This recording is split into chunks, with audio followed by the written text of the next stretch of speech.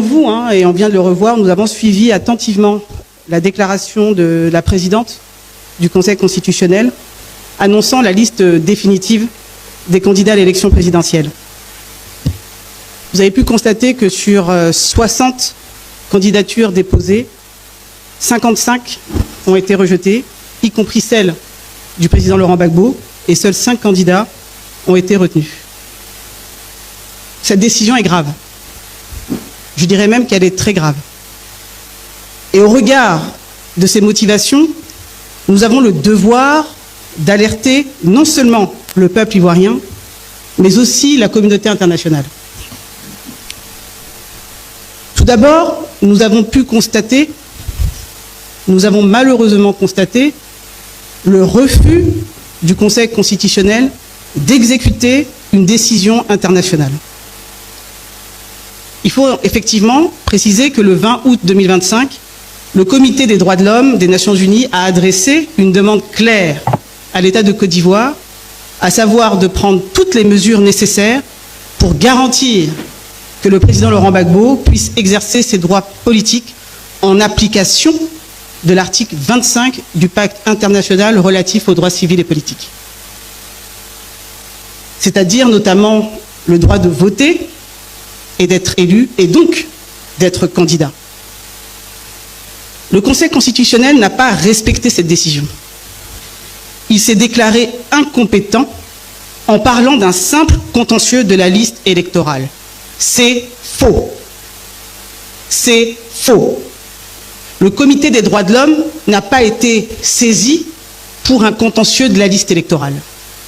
Il a été saisi parce que le président Laurent Gbagbo a vu ses droits violés, et ses droits sont garantis par le pacte international relatif aux droits civils et politiques. C'est pour ça qu'il a saisi. Ce n'est pas un contentieux de la liste électorale. Il ne s'agissait donc pas d'un problème technique sur une liste électorale, il s'agissait d'une obligation internationale qui engage l'État tout entier, et donc le Conseil constitutionnel également, au nom de l'article 123 de notre propre Constitution, qui reconnaît la supériorité des traités internationaux et accords internationaux sur nos lois internes. Le Conseil constitutionnel, en refusant d'exécuter cette décision du Comité des droits de l'homme, a tout simplement failli à son devoir de garantir l'état de droit. Et c'est vraiment grave, pour le coup. Nous avons également constaté une fausse interprétation des conditions d'éligibilité. Notre Constitution, la Constitution ivoirienne, en son article 55, est limpide. Ça ne souffre d'aucune ambiguïté. Pour être candidat à l'élection présidentielle, il faut avoir au moins 35 ans, être exclusivement ivoirien, jouir de ses droits civils et politiques et être né de père ou de mère ivoirien d'origine. Rien d'autre. Aucune mention d'une inscription obligatoire sur une liste électorale. Pour contourner cela, le Conseil constitutionnel évoque l'article 51 de la Constitution qui permet à une loi organique de préciser les modalités de l'élection présidentielle. Mais ce que le Conseil constitutionnel oublie volontairement de dire, c'est que le code électoral n'est pas une loi organique.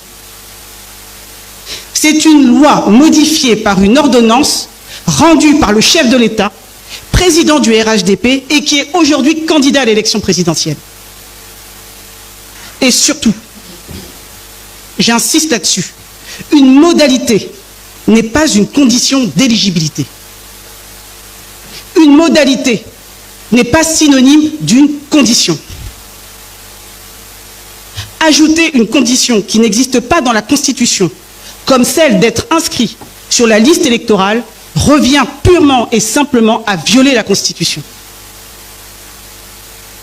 Autre point inquiétant, le Conseil constitutionnel affirme que le président Laurent Gbagbo n'aurait pas obtenu assez de parrainage. Alors, il parle d'un seuil de 75 003 parrains requis et indique que le président n'aurait recueilli que 54 977. C'est ce que vous avez entendu. Mais regardons les textes. L'article 51 du Code électoral, puisque le Conseil constitutionnel semble plus se référer au Code électoral qu'à la Constitution. Allons-y. L'article 51 du Code électoral exige 1% de parrainage dans au moins la moitié des régions et districts de Côte d'Ivoire. La Côte d'Ivoire compte 33 régions et districts. Donc la loi impose un seuil de 17 régions et districts et pas plus. Pas plus. 17 régions et districts, pas un de plus. C'est ce que le Code électoral exige. Or, le président Laurent Gbagbo a collecté des parrainages dans 27 régions. C'est 10 régions et districts de plus que ce que la loi lui demandait. Alors d'où vient ce chiffre de 75 003 parrains que nous exige le Conseil constitutionnel? Puisqu'ils disent, c'est parce que nous n'avons pas atteint le chiffre de 75 003 parrains qu'ils ont invalidé la candidature du président Laurent Gbagbo. Vous savez ce qu'ils ont fait? Ils ont juste additionné 1% de l'électorat dans 27 régions, au lieu de 17. Dans 27 régions, au lieu des 17 requis exigés par la loi. En clair, le Conseil constitutionnel a appliqué une règle différente au président Laurent Gbagbo. Il lui a demandé plus que ce qui était exigé aux autres candidats.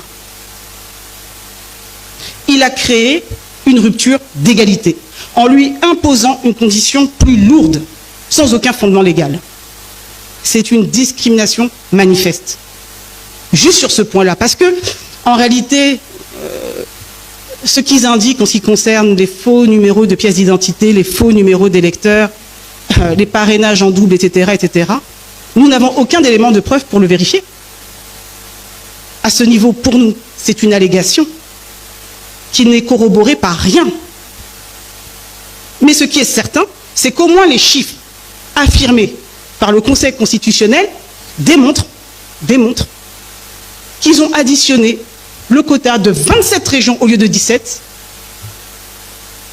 pour prétendre qu'on n'aurait pas atteint, que le président Laurent Gbagbo n'aurait pas respecté le quota des 1%.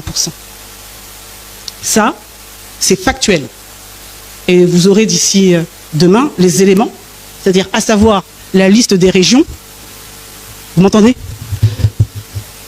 Vous m'entendez?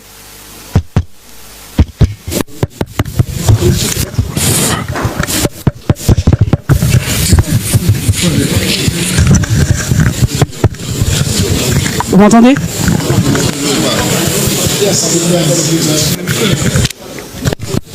Pas bien grave.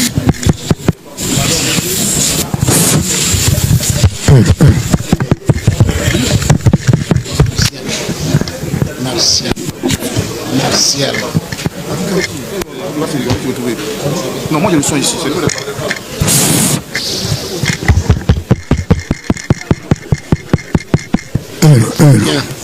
Qui a la sonore?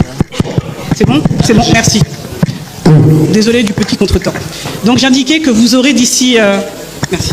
Vous aurez d'ici demain, en fait, une brochure complète, hein, c'est-à-dire à savoir, et vous verrez clairement qu'effectivement, voilà ce qu'a fait le Conseil constitutionnel. Rupture d'égalité, il est demandé au président Laurent Gbagbo, 27 régions.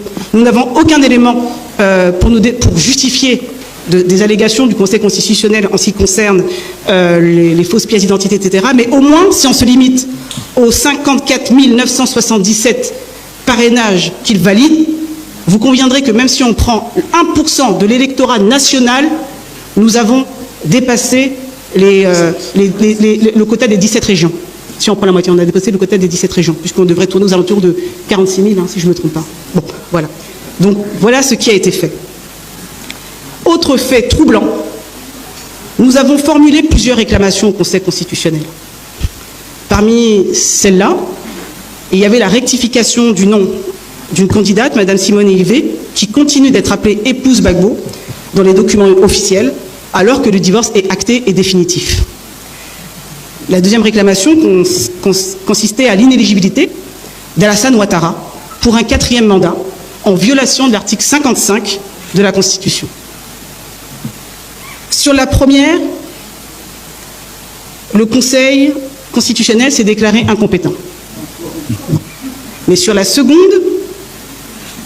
il a jugé notre réclamation irrecevable. Parce que notre candidat Laurent Gbagbo avait été déclaré lui-même irrecevable. Donc nous serions plus recevables à faire des réclamations. Je résume. Pour la première réclamation,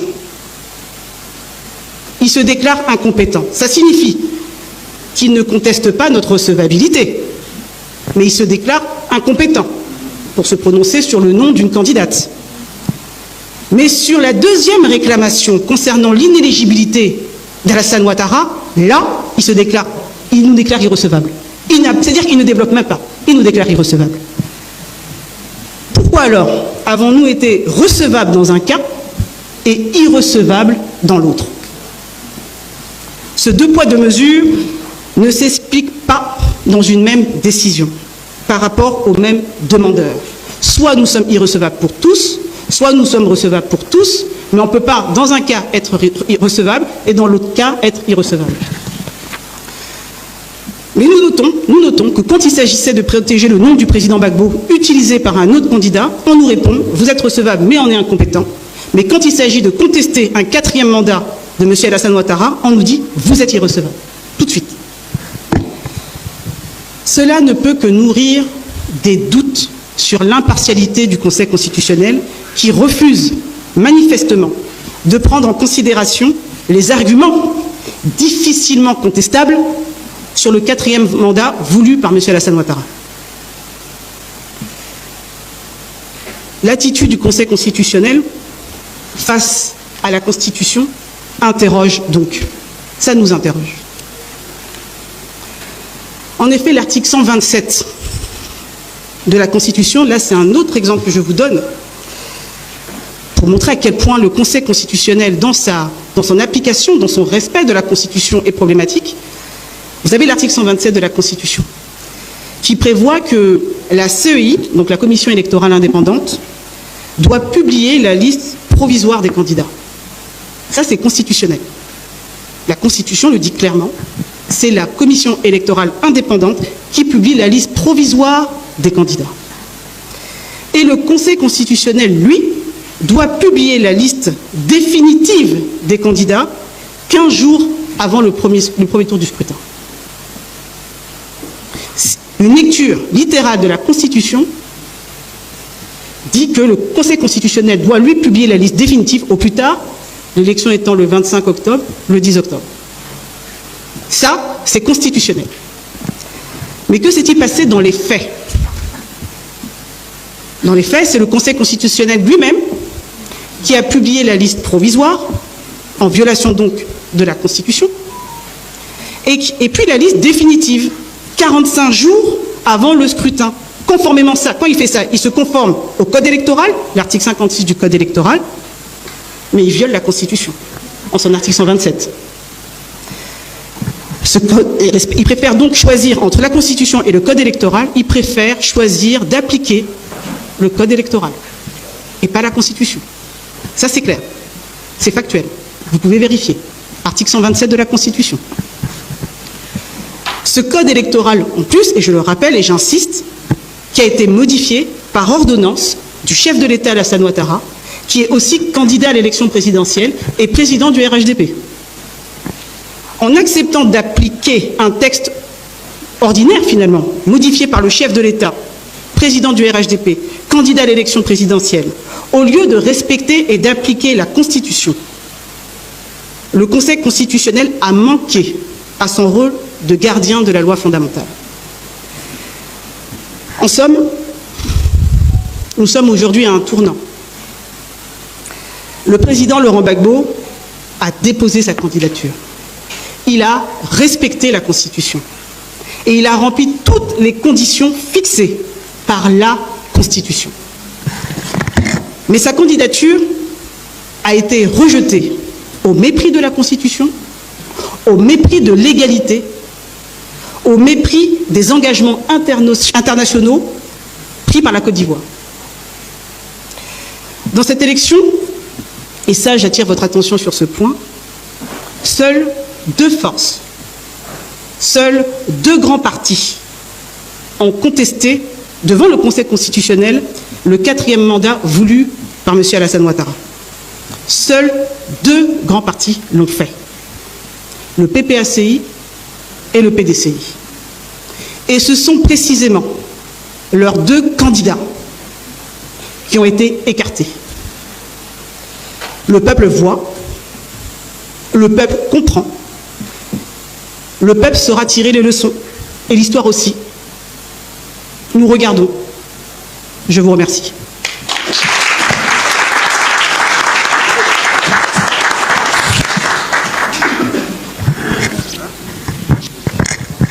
Bien, on entend, chers consoeurs, chers confrères, on entend vos questions. Questions, maître, Pex, est-ce qu'on prend 3-4 questions, on répond et après on prend une autre série ou bien on répond au fur et à mesure? 4. S'il vous plaît, les portables, vous les mettez sous silence, s'il vous plaît. Oui. Monsieur en t-shirt orange,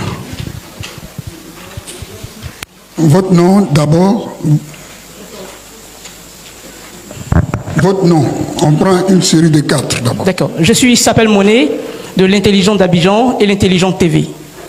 D'accord. Merci. Quelqu'un d'autre, s'il vous plaît? Oui. Samuel.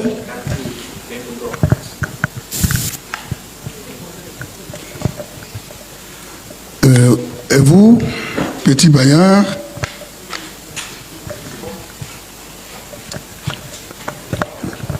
La voix originale.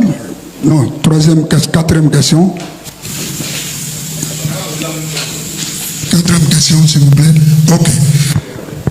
Maître, Monsieur le ministre, on n'a que 3 questions.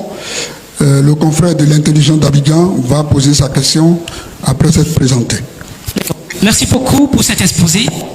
Moi, je voudrais vous emboîter effectivement le pas. Ça sera de savoir, après ces constats négatifs que vous faites sur le résultat du Conseil constitutionnel, quelle sera la suite? Qu'est-ce que vous allez faire concrètement? C'est à ça que nous nous attendons tous ici, en fait. Merci. Merci. Question directe. Samuel de l'Infodrome. Alors, bonsoir, madame, monsieur les conférenciers, bonsoir à tous. Je suis Samuel Kadio, journaliste à l'Infodrome. Alors, je vais rebondir sur la question de mon confrère. Alors, le Conseil constitutionnel a acté l'élimination du candidat Laurent Gbagbo. Face à cette exclusion, quelle sera la stratégie du PPACI pour le scrutin du 25 octobre? Boycott, appel à la mobilisation ou soutien à un autre candidat? Une alliance avec d'autres candidats de l'opposition encore en lice? S'il vous plaît. Billon, Domelo, Simone Gbagbo, Lagou, est-elle envisagée? Merci. Merci, chers confrères de l'Infodrome. On va passer la parole à Petit Baya de La Voix originale. Merci. Yannick Baya de La Voix originale. Tout à l'heure, quand on a vu l'élément vidéo de Madame Nanaba Camara, elle dit la primauté de la Constitution. Elle parle de primauté de la Constitution sur le code électoral. Ensuite, elle dit que le code électoral a été adopté par référendum. Est-ce que c'est juste? Deuxième question, le président Laurent Gbagbo a eu plus de 54 000 parrains.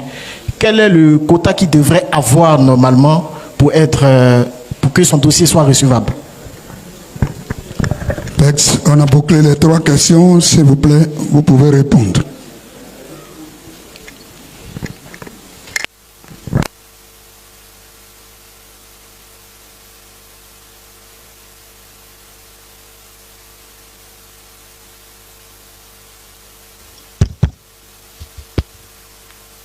L'Intelligence d'Abidjan et l'Infodrome. C'est bien ça, Samuel. La question réponse directe. Vous avez dit quelle est la suite? La suite est connue. La suite, c'est la lutte que nous avons commencée, qui va continuer jusqu'à ce que on rentre dans nos droits, jusqu'à ce que la Côte d'Ivoire respecte les droits de ses citoyens et que le pays soit libre, et que les Ivoiriens soient libres, et que nous obtenions un pays de paix, un pays de cohésion. Donc la lutte que nous avons commencée depuis, vous dites que Laurent Gbagbo doit être sur la liste électorale à l'époque, mais surtout il doit être candidat à l'élection présidentielle, c'est celle-là que nous allons mener. C'est celle-là que nous allons mener. Parce qu'aujourd'hui, au jour d'aujourd'hui, les organisations internationales nous emboîtent le pas. On a donné l'exemple tout à l'heure de la Commission des droits de l'homme de l'ONU. Donc on n'est plus seul. C'est cela que les gens ne veulent pas respecter. J'ai dit à quelqu'un qui m'a interrogé sur ce sujet un jour, il disait que la Côte d'Ivoire a refusé d'appliquer une première décision de ce genre, qui avait été prise par la Cour internationale, la Cour africaine des droits de l'homme.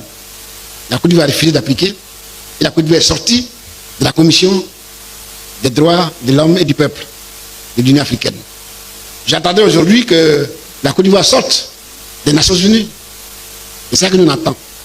Donc la dame qui a prononcé son verdict doit appliquer, elle l'a dit avant moi, la décision de la Commission des droits de l'homme de l'ONU. Donc la bataille politique va continuer. À cela, il faut ajouter la bataille politique concernant le 4e mandat du président Ouattara. Vous savez ce qu'on a dit sur le 4e mandat? Nous sommes aujourd'hui engagés à lutter contre ce 4e mandat. Donc, chers amis, la question directe, réponse directe. Voilà ce que je peux dire. Ça rejoint la stratégie dont a parlé Infodrome. Nous avons le temps de mettre des stratégies en place, mais ce n'est pas ici qu'on va vous parler de notre stratégie. Nous sommes un parti politique qui se respecte. Donc, ce genre de dossiers, les règles au niveau du parti politique. Nous avons le temps. Nous sommes aujourd'hui 9 septembre. Les élections ont lieu le 25 octobre. Nous avons le temps de malaxer tout ça et venir vous dire un jour ce qu'on a décidé. Pour l'heure, nous sommes dans la lutte politique pour, disons, le refus du 4e mandat et pour la candidature du président Laurent Gbagbo. Je vous remercie. Merci, je vais répondre aux deux dernières questions. Alors, est-ce que la loi a été adoptée par référendum? La loi initiale, oui.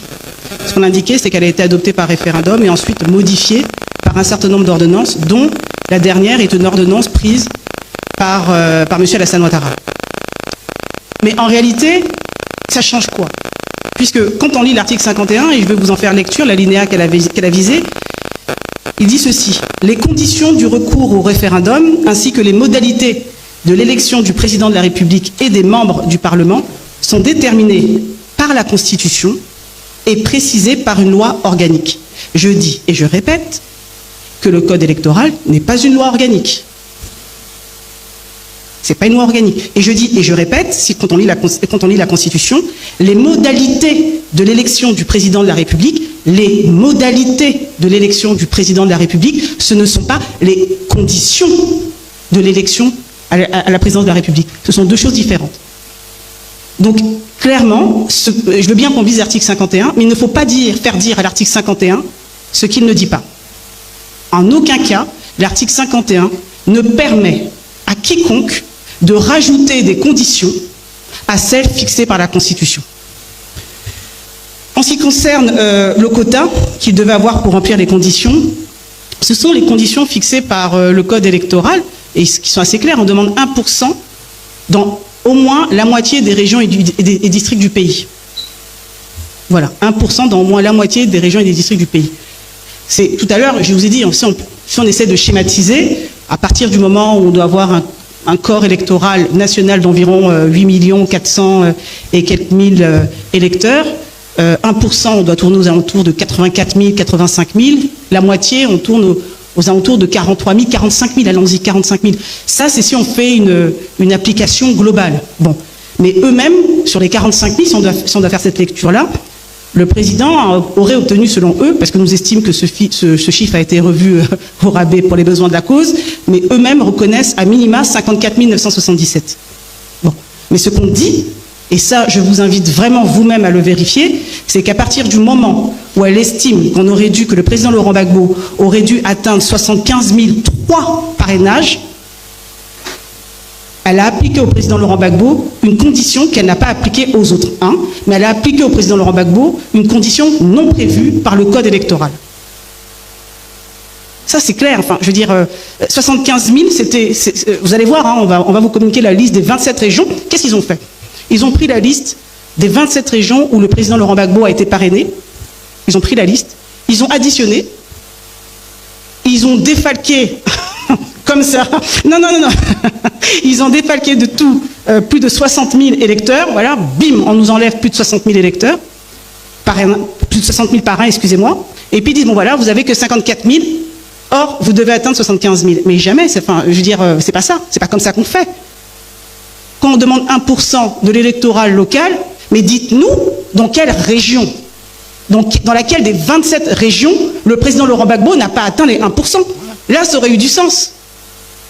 Mais on ne nous dit pas dans quelle région. On nous dit qu'il aurait dû obtenir 75 000, il n'a pas obtenu 75 000, donc on invalide sa candidature.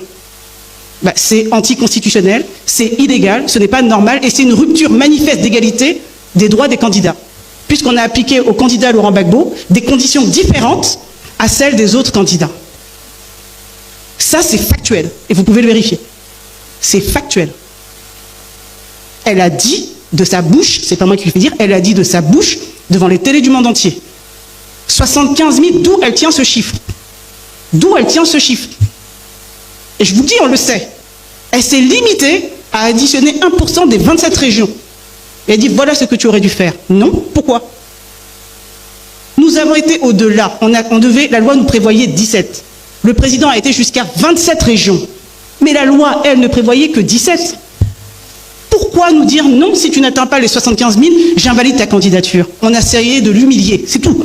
Ils ont essayé d'humilier le président Laurent Gbagbo. Ça ne répondait à rien d'un point de vue légal. À rien. Et c'est une rupture manifeste d'égalité. Donc voilà ce que je pouvais vous dire. Dis-moi.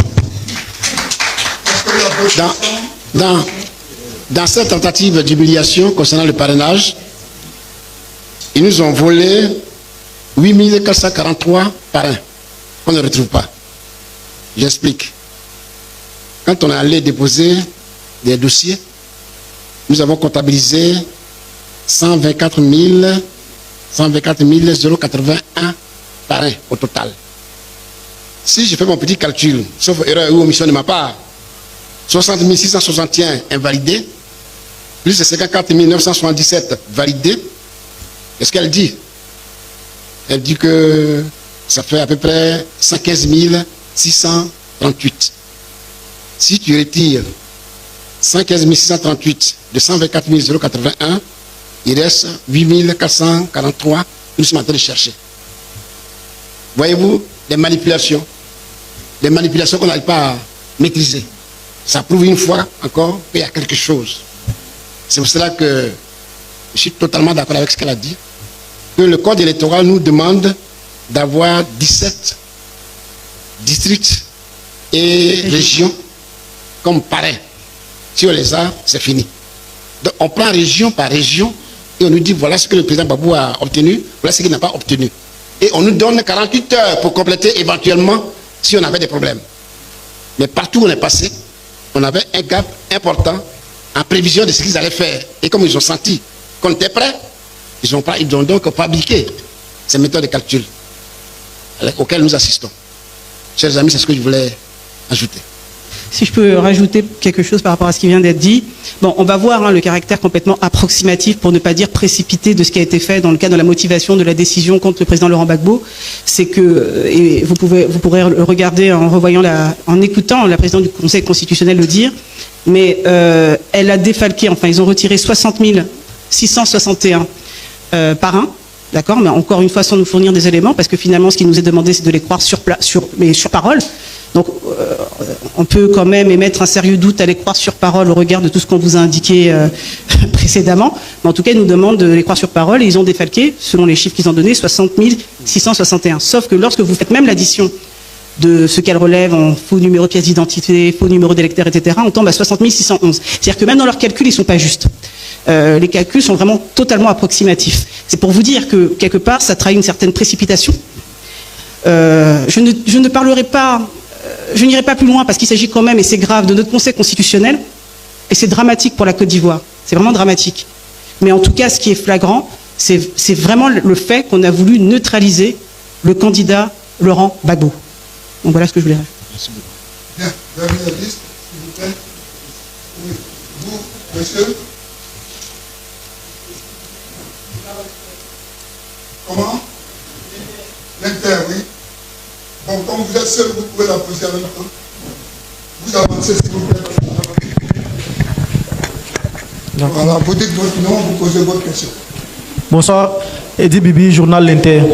Le président Laurent Gbagbo, lors d'une sortie publique, a dit que le PPACI ira aux élections. Malheureusement, sa candidature n'a pas été retenue par le Conseil constitutionnel. On sait aussi que récemment, au sein du PPACI, il y a eu une polémique sur la candidature de précaution qui a été proposée par Awa Domelo, lequel d'ailleurs a vu sa candidature validée par le Conseil constitutionnel, contrairement à d'autres. Donc, au regard de cette situation, vu que les décisions du Conseil constitutionnel ne sont pas susceptibles de recours, est-ce que désormais le PPACI envisage de demander à M. Awa Domelo d'offrir sa candidature au PPACI, sa candidature de précaution, comme il l'avait proposé auparavant? Si tu veux, je le dis, mais... C'est bon? Merci beaucoup. Monsieur le ministre, on a une seule question. D'accord. Et c'est la dernière. D'accord. Merci beaucoup. Je voulais dire à notre camarade, enfin aux journalistes, que la décision de la Commission des droits de l'homme de l'ONU s'impose à la Côte d'Ivoire. Elle n'a rien à voir avec le Conseil constitutionnel. Elle s'impose à la Côte d'Ivoire. On l'exécute ou on ne l'exécute pas. C'est pour ça que je vous ai dit tout à l'heure qu'il était de bonne loi que la Côte d'Ivoire se retire de l'ONU pour ne pas appliquer cela. Comme elle s'est retirée de la Commission des droits de l'homme et du peuple de l'Union africaine, comme c'est africain, hein, on s'est retiré tranquillement. C'est ici qu'on les attend. Qu'ils se retirent, et puis comment on est tranquille, ils ne vont pas appliquer la décision. Mais elle s'impose à la Côte d'Ivoire. Donc l'histoire des candidats ou pas candidats. C'est pour ça que je vous ai dit que la lutte politique continue. La lutte politique continue. Parce que nous, on est candidats pour les élections de 2025 octobre. C'est ce qu'on a bien de dire.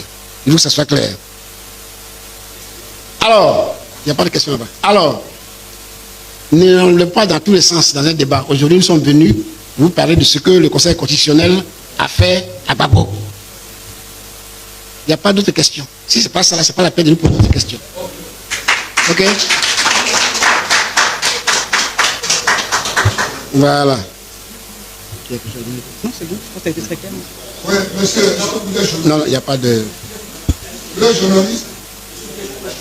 Comment? Avancez, s'il vous plaît. Avancez. Si vous êtes journaliste... Vous avez demandé une conférence de presse, un journaliste merci beaucoup.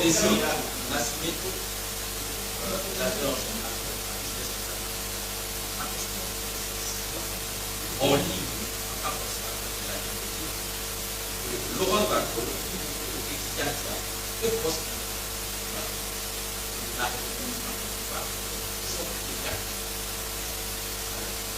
et donc l'opposition continue sa un fond commun.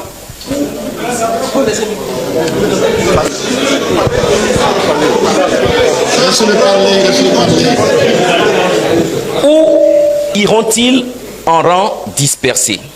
Vu que, au final, les raisons pour lesquelles ces deux partis sont écartés de la course présidentielle ne sont pas les mêmes raisons. Merci. Merci, cher confrère. Merci bien, monsieur l'observateur de la vie politique. Nous avons déjà un front commun. Les fronts communs que nous avons, c'est le PDC-RDA et le PPACI. Je ne sais pas si vous étiez là, mais on a déjà fixé les bases de notre rapprochement avec le PDC-RDA et c'est dans cela que nous sommes. Les autres aspects, Je vous ai dit ici qu'on est venu à une conférence de presse où le Conseil constitutionnel a spolié le président Laurent Gbagbo de ses droits. C'est cela que nous sommes venus parler. Les autres aspects, là, on a le temps d'en parler. Ce n'est pas pour cela que nous sommes ici aujourd'hui, mais comme vous voulez que l'opposition soit ensemble, nous, les grands ténors de l'opposition, PDCI, RDA et PPACI, nous sommes déjà ensemble dans ce que vous avez appelé vous-même Front commun. C'est ça qui est d'actualité. Il y a quelque chose à ajouter avant que... Non, je pense que tu as tout dit. Hein, parce que je ne sais pas si... Merci, camarades. Je vais conclure.